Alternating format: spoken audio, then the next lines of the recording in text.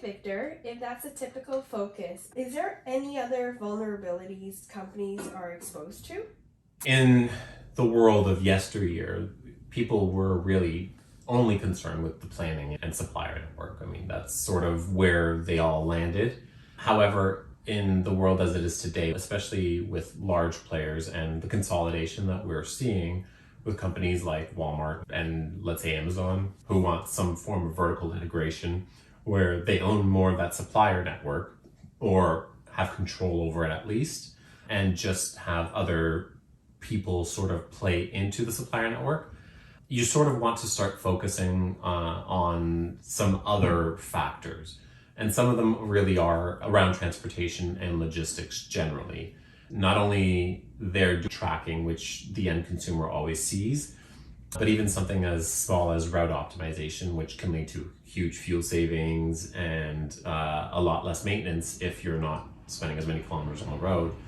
And speaking of maintenance, how about predictive maintenance? There's a lot of data that comes from trucks, trains, planes, and ships that allows you to figure out this kind of thing may happen to my engine, to the manifold, whatever, to some part of my system in the near future that I probably want to look at immediately so that I don't cause my transportation network to come to a halt all of a sudden because there is a breakdown.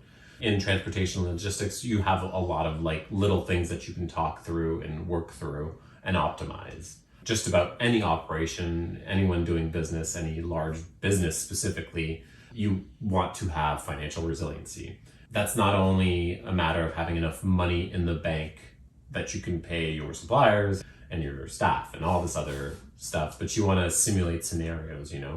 Most companies now use a number of financial instruments and are invested all over the place. So you want to simulate scenarios where some of those bets that you're placing all over either go up or down and you have a cash crunch, or there are other sort of vulnerabilities that show up so that you become more aware of any risk that may be there and that could present itself down the line. Those simulations and having risk awareness really leads generally in financial to forecasting. Forecast, you sort of want to play out many scenarios and figure out, all right, given that we believe this is going to happen, what does our future possibly look like? Then you also in supply chain want to look at just general product complexity.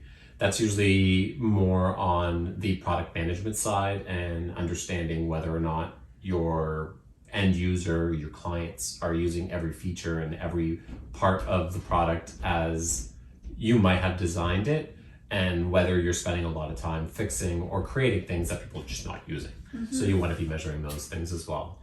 And lastly, it's just general like business life cycle, organizational maturity stuff.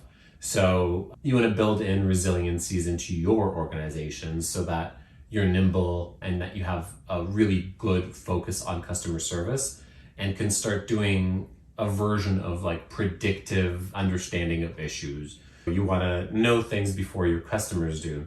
If you get a call at 2 a.m, and hopefully you don't, but if there's a 2 a.m. call saying this thing is on fire, you already know. You're like, oh, we're working on it. It'll be fixed in 10 minutes. Thanks.